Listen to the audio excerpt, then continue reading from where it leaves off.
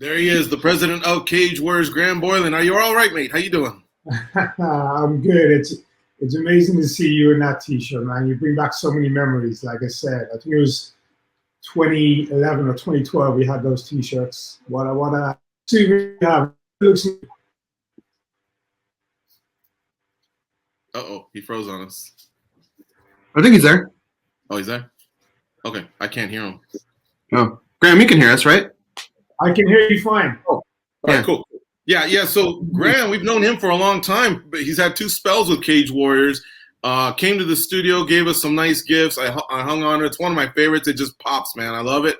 And of course, now as you've come back, you've actually transitioned into a SoCaler, which is what we used to be before we moved to Vegas. You're now living in San Diego, and you're trying to plant the flag of Cage Warriors in Southern California, specifically San Diego, or do you want to hit Orange County, LA? You know, what's your plan there? Yeah, we're gonna do. I'm based in San Diego, so it makes sense for me to get stuff done here. So we're gonna do 4. We're gonna do 4 a year in San Diego, and we probably get 2 into LA. So we'll do 8. Starting from the August 1st show, we'll do another 7 more over the next 12 months. But mainly San Diego is the home. That will be the flag for now. Mm-hmm. And it was basically just you realizing after, I think you've been here 18 months, 2 years, that just, hey, something big needs to start happening here. You know, obviously we did have a pandemic and all that, but I know what you're saying. I don't remember too many shows in Southern California the last few years, even non-pandemic. So is that what you're trying to do, or are you a hometown promoter where you realize you think you can make an impact? Like, why did you decide that? Because you've been so successful in the UK, Europe, even traveling to the Middle East. Yeah, it was like, so we do 10 to 14 shows a year in Europe, and those shows are going to stay. They're going to remain. We're still going to do that. But being here in San Diego and training here and understanding that there's nowhere for these guys to compete. They've all got to leave the state. They've all got to leave the city to compete. There's nothing happening for them. They're training 6 hours a day. There's nowhere for them to compete and show their skills. They can't fight in front of their family, their friends, their crew. And I've been training down at the arena with Charles Martinez. I've been training over at the boxing club with Perez, down at Studio 540 doing jiu-jitsu. And there's nothing for these guys. There's nothing there for them to compete on. So they're all traveling. They're either leaving the country or they're leaving the state to actually put their skills to test and costs for them. So it's like, you know, let's just get the show here. I've got the show. I've got it in Europe. The system's set. The reputation is there. The brand is there. So let's put it on. And we did. And it's sold out. One hell of a reputation. The list goes on and on. Martin Campman, Jack Hermanson, Dan Hardy, Patty Pimblett, Jim Ehlers. I remember them all. I left out the 2 big guns on purpose because they always get brought up in your interviews. But you literally have put out a lot of talent. I think in looking at your personal Instagram, Ian Gary, I believe, is number 105, 110, just going into the UFC. So definitely the reputation's there. You must be proud of that. Yeah, we're super proud. You know, it's what we do. We know our place within the MMA hierarchy. You know, we develop superstars. You know, they don't make shit tons of money with us, but they get the platform in return. What we deliver, we have a PR machine. We have a broadcast footprint that is probably bigger than any organization outside of the US. I mean, we broadcast live into 180 million homes across 100 plus countries, as well as globally on UFC Fight Pass streaming. So that footprint and that exposure, that platform for a fighter at that level when they're coming up, it's huge for them. And it turns their social accounts over. It turns them over as soon as they get some kind of crazy finish or a spectacular finish on Cage Warriors. They get to show their skills there. It gets amplified by what we do. And, you know, we turn guys who have got great records into stars. Some guys have got, and I've said this over the years, they got amazing records. They could be 9, 10, and 0 and still sitting waiting for that call. One fight in Cage Warriors and it's going to be a sign. Yeah.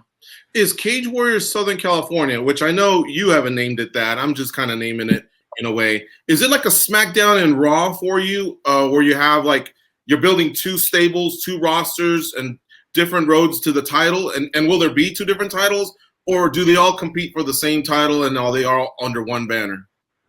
They're all under one banner. There's one title. We're not going to get involved in there's a title for the US, there's a title for Europe, and there's a title for the Middle East. There's one title, and they'll all compete for that one title. Now, this first show on August the 1st, this debut show, we'll have a look at the winners on that, and we'll have a look at the performers on that, the guys who come out and perform, but they don't get the nod if it goes decisions and stuff. But we'll look solidly at those fights and give contracts to the guys who we feel we can build. We're going to do another show in October. It's already dated and contracted. So off the back of that, we look at the winners and the performers on that one. We're then going to put that Southern California team together.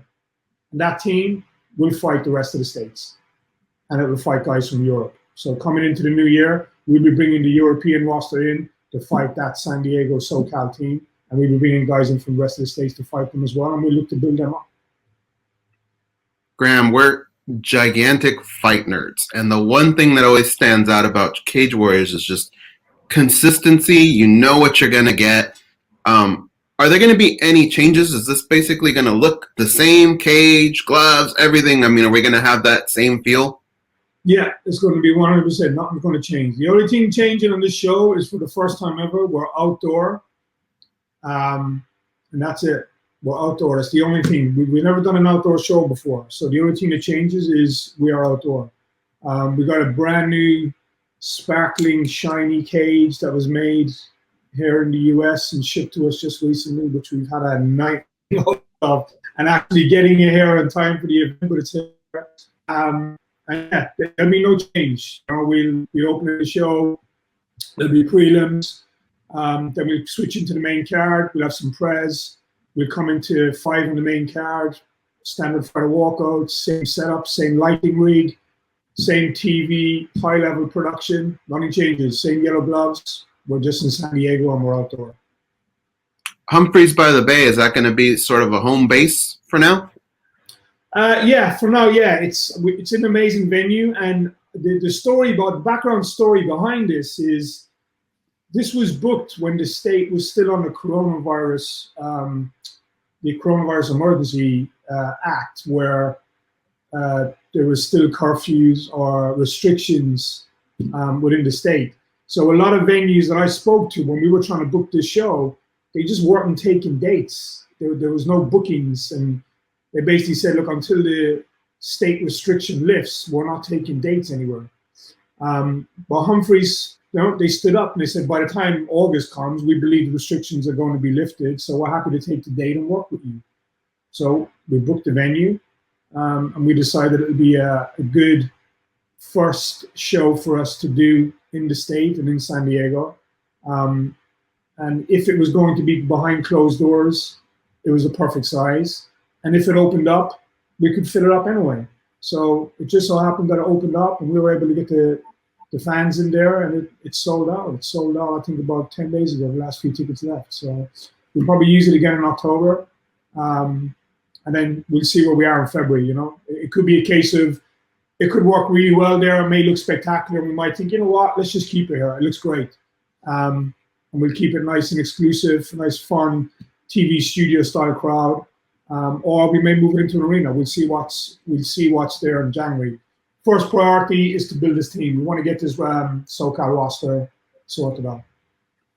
There he is, folks, the president of Cage Warriors, Graham Boylan, good friend of the show, longtime friend of the show. Cage Warriors at one time was on MMA Junkie, so they are always going to be family. Don't forget to catch the show on Sunday, UFC Fight Pass. Sunday, August 1st, 6:30 p.m. is the first prelim. Main card starts at 8. Tons of names. I named off a few earlier. Gegard Mousasi, Conor McGregor, Michael Bisping, Brett Johns, Carl Amasu. I remember them all. They've all been through Cage Warriors. They've put a lot of talent also into the UFC. Oh, I cannot forget a shout out to my man, Jake Hadley. He's become one of my favorites as well. Thank you, Graham, for joining us here on MMA Junkie Radio. Good luck on Sunday. Hopefully we can keep the chatter, man, going. I'm glad we're back in touch. Beautiful. Thank you for having me on, boys. I look forward to chatting to you, man.